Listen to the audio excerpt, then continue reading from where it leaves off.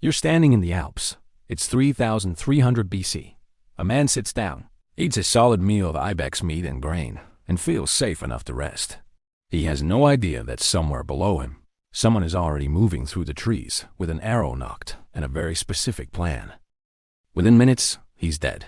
And the killer does something that genuinely nobody talks about. They stop, pull the wooden shaft out of the wound, and walk away. Evidence destroyed. 5,300 years before forensic science existed, someone attempted a cover-up. So here's the question this video is actually asking. Could ancient humans get away with murder? And I don't mean that in a vague, philosophical way. I mean it literally. Was there justice? Were there consequences? Did ancient societies have anything resembling a system? And if you crossed the wrong person, what actually happened to you? Because the answer most people assume is, yeah, obviously, there were no laws, so you were fine. And that answer is completely wrong in ways that are genuinely fascinating. There's actually one specific detail about how ancient justice worked that flips everything you think you know about it. And I'll get to that toward the end, because it's the part that changes how the whole picture fits together. Let's start with the oldest murder case we've ever reconstructed, because it tells us more about ancient crime and consequence than almost anything else we have.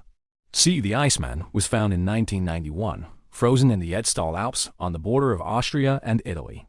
Radiocarbon dating placed him at approximately 3,300 BC, making him over 5,300 years old. Scientific analysis revealed he was around 40 to 50 years old at the time of his death, roughly 160 centimeters tall, and showed signs of degenerative changes in several joints along with evidence of arteriosclerosis. He was, by ancient standards, a middle-aged man who had lived a hard life and survived a lot. Until he didn't. A deep wound on his left shoulder and an arrowhead lodged between his ribcage and left scapula have been central to determining his final moments. Someone had deliberately shot Ötzi in the back as he fled. Even more intriguingly, the wooden shaft of the arrow had been removed, suggesting his killer had taken the time to retrieve the evidence. Think about what that means. This isn't some panicked, impulsive attack. The killer shot him, walked up to the body, pulled the shaft out of the wound, the part that could identify them, the part with their craftsmanship on it, and left. That's not instinct. That's calculation. In the Copper Age. And here's where it gets even stranger. Ötzi's right hand showed deep cuts between the thumb and index finger. Classic defensive wounds, consistent with grabbing the blade of a knife during a struggle. These wounds had begun to heal, suggesting the fight happened several days before his death, not immediately before it. So he hadn't just been randomly ambushed by a stranger. The most dramatic theory suggests Ötzi was involved in a blood feud that escalated into violence. The partially healed knife wound on his hand indicates he had been in a fight several days before his death, perhaps injuring or killing someone from a rival clan. His attackers may have tracked him for days through the mountains, finally cornering him in the high Alps where he made his last stand. He sat down, ate a big meal, and thought he was safe. The unhurried nature of his actions led researchers to believe Ötzi was unaware that he was in danger. And then someone who had been hunting him for days put an arrow in his back from a distance, retrieved the shaft, and disappeared. We have never identified the killer. 5,300 years later, that case is still technically open. So did the killer get away with it? Almost certainly yes. But here's the thing. That's the exception, not the rule. Because ancient societies had justice systems. They were just nothing like what we'd recognize. There were no police.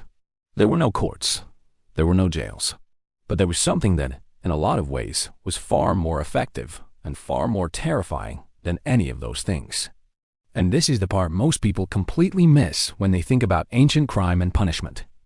Researchers studying contemporary hunter-gatherer societies have consistently found a custom of killing group members for severe offenses, including malicious sorcery, murder, theft, cheating, and betraying the group to outsiders. And the way it was carried out is genuinely fascinating. Hunter-gatherers practice capital punishment in all 6 of the world regions they inhabit: North and South America, Africa, Asia, Australia, and the Arctic. This isn't a regional thing. This isn't a cultural quirk. This is something that shows up everywhere humans have ever lived in small groups. The entire band acting together as the justice system. When the entire group participates actively and simultaneously, no one will know who cast the first stone, and this precludes blood revenge by angrily grieving relatives. That's the genius of it. If one person kills you for what you did, your family has someone to blame and retaliate against. If the whole group does it, quietly, together, by consensus, there's no single killer. There's no target for revenge. The punishment is diffuse, and so is the accountability. The trial wasn't a formal proceeding. It was a conversation that happened over days or weeks, a quiet agreement spreading through the group until everyone had decided, and then everyone acted.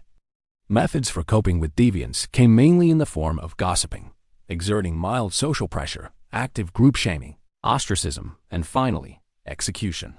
It escalated in stages. You weren't executed for a first offense. You were talked about first, then pressured, then shunned. And if you kept going, if you kept threatening the group's survival, the group made a collective decision that you were more dangerous alive than dead. Now here's the thing that really reframes the question of, could you get away with murder in ancient times? The answer depended enormously on what kind of society you were living in and what the specific offense was. Because ancient justice wasn't just about violence. Some of the most harshly punished behaviors weren't violent at all. One of the most commonly punished offenses in foraging societies wasn't murder. It was failure to share food. Hoarding, freeloading, and bullying were all treated as serious violations. And punishment escalated through the same stages. Ridicule, then shunning, then, in extreme cases, assassination by the group.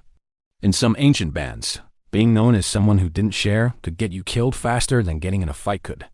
Because in a world where everyone's survival depends on collective resources, a person who hoards is a direct threat to every single person around them.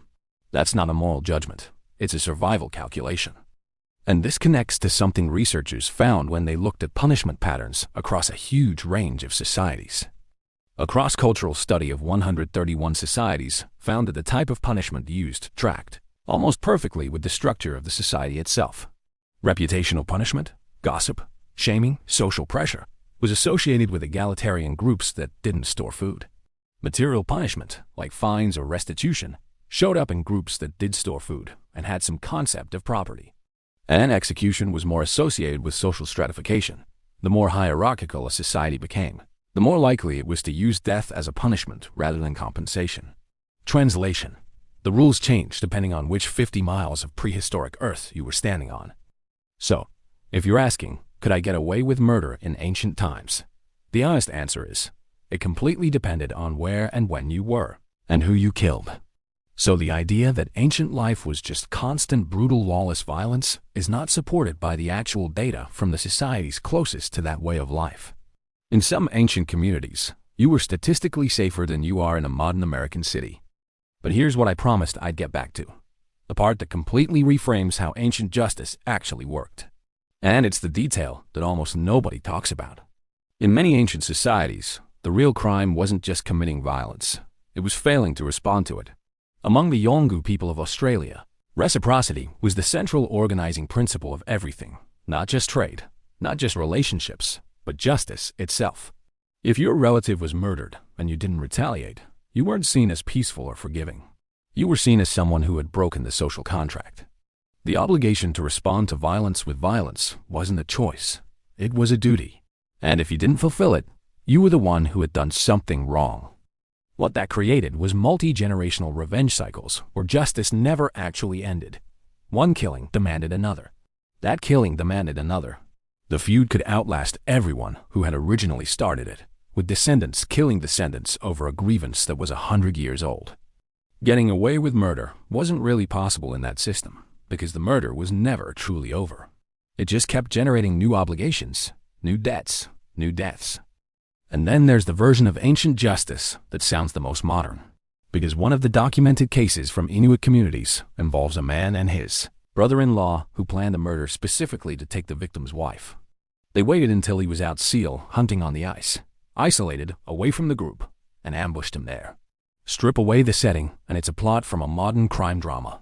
Jealousy, premeditation, a staged location designed to look like an accident. The motive was completely recognizable. The method was calculated. And whether they got away with it depended entirely on whether the group found out, and what the group decided to do about it. That's the thread running through all of this. Ancient justice wasn't about laws written down somewhere. It was about what the people around you knew, what they believed, and what they were willing to do collectively. The killer who retrieved Saji's arrow shaft understood this. He wasn't trying to escape a court system. He was trying to escape a community, and the quiet, collective decision that community might make if they figured out what he'd done. There's one more piece of this that's worth sitting with. The assumption most people bring into a question like this is that ancient humans were more violent, more lawless, and more brutal than we are. That civilization is what tamed us. But the evidence keeps pointing in the other direction.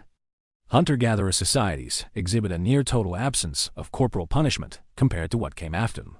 And early agriculturalists, the first farming societies, were significantly more violent than the hunter-gatherers they replaced. The nomadic ancestors we picture as savage and chaotic may have actually been living in more cooperative, less violent communities than the first settled civilizations that followed them. Farming didn't just change what people ate. It created property, hierarchy, and inequality, and those things created new reasons to kill that hadn't really existed before. So could ancient humans get away with murder? Some of them did. Saji's killer almost certainly walked away clean. But the idea that ancient life was a free-for-all, where violence had no consequences, is completely backwards. The consequences were just different. Faster in some ways, slower in others, and almost always collective. You weren't answering to a judge.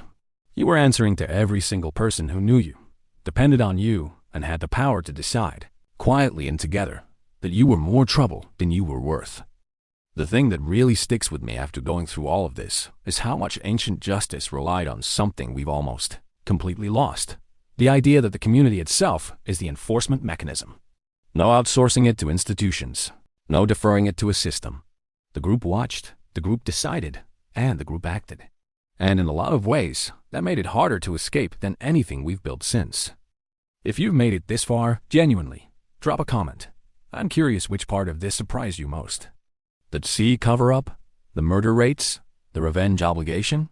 Because I had a clear favorite going in, and it wasn't the one I ended up most surprised by. Subscribe if you want more of this kind of thing, because there's a lot more where this came from.